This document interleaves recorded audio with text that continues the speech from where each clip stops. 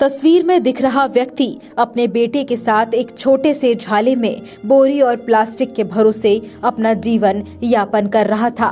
गर्मी हो, बरसात हो या कड़ाके की ठंड, उस परिवार का वही आशियाना हुआ करता था।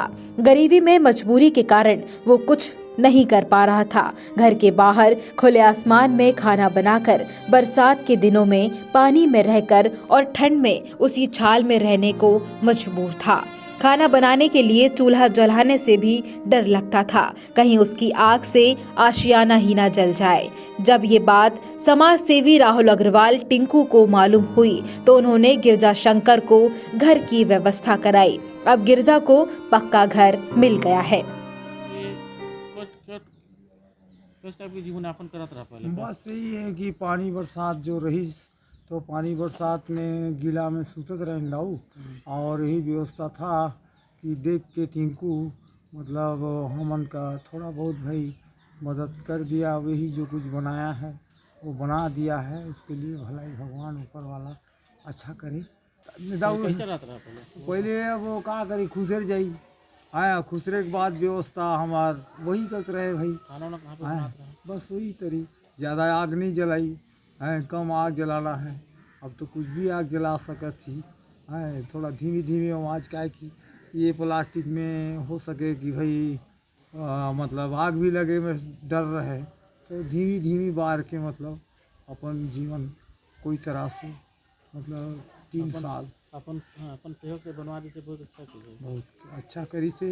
और भगवान भला करे, हो सके तो यहाँ पे मंदिर है मेरा कुजरगढ़ी माता का अपना मंदिर जो बनाया गया है, माँ बनाया, तो हो सके कि भगवान उस पर भला करे। नगर के समाज सेवी राहुल अग्रवाल टिंकू भैया की बात करें तो वे जरूरतमंदों के सहयोग के लिए हमेशा आगे रहते हैं। हर साल दिव्यांग दिवस के दिन कई लोगों को व्हीलचेयर, वैसाखी, कान मशीन के साथ और भी बहुत सारे सामान प्रदान करते हैं। लगातार इनके द्वारा जरूरतमंद लोगों को कंबल, कपड़े, राशन दिया जाता है। इनका कहना है कि ऐसा करके उन्हें बहुत खुशी और सुकून मिलता है। ऐसे का जहाँ तक मुझे याद है कि श्री गुरु घासीदास जी की जयंती पे गांव वालों के द्वारा मुझे बुलाया गया था। मैं वहाँ कार्यक्रम में गया था। उस वक्त मैंने देखा कि वो व्यक्ति वहाँ मतलब बोरा, तिरपाल, ये सारी चीज़ों का झाला सा बना करके और रहते हैं।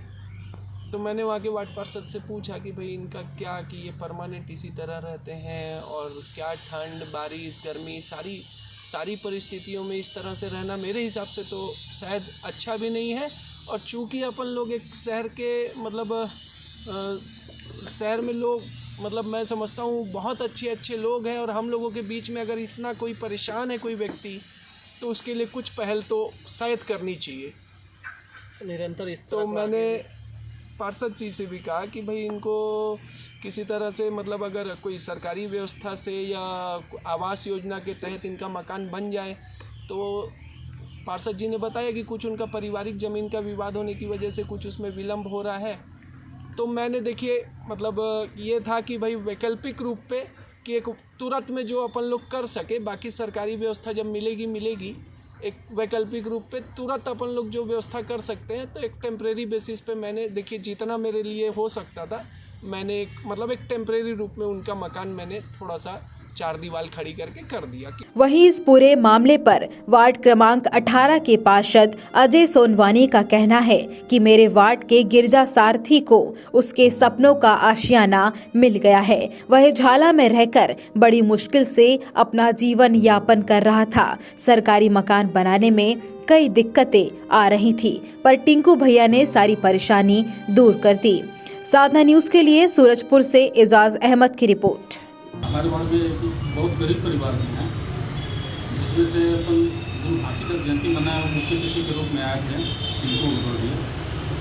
तो जब जा रहे थे तो उनके पिताजी और वो लड़का जिसका गिरजा शंकर सारथी नाम है, बोले कि हमारे पास घर नहीं है, ना हमारे पास किसी प्रकार को हमको कोई मदद नहीं मिल पा रहा है। तो बोले कि ठीक है क्या बात है। तो उनको दिखाया तो तिरपाल तान के वो अपना जीवन यापन कर रहे हैं। दूसरी बात यह है कि ठंड का मौसम भी है और गर्मी में भी ऐसे कड़कड़ाती है, गर्मी में भी वो तिरपाल के सहारे से अपना ज़िंदगी गुजर बसर कर रहे हैं। और भरी बरसात भी आती है, उस समय बहुत और दिक्कत होती है। देखे तो बोले कि नहीं ठीक है, इनको तत्कालिक व्यवस्था करवाया जाए। तो मतलब भैया अभी करवाने के बाद तो ये होगा कि अभी प्रोसेस में जाएंगे तो बहुत लंबा समय लग जाएगा। पूरी तत्काल में मैं क्या व्यवस्था कर सकता हूँ।